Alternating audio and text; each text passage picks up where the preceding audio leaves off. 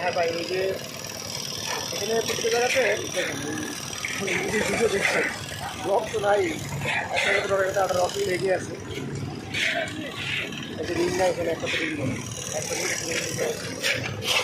Ring নাই, একটা রোডের সাথে একটা রোডের সাথে একটা রোড লেগে আছে, ব্লক নাই, রিং নাই। তারপরে আমি এগুলো আবার এসে দেওয়া যাবে, একটা লেগে আছে, এগুলো সব দেওয়াইছি।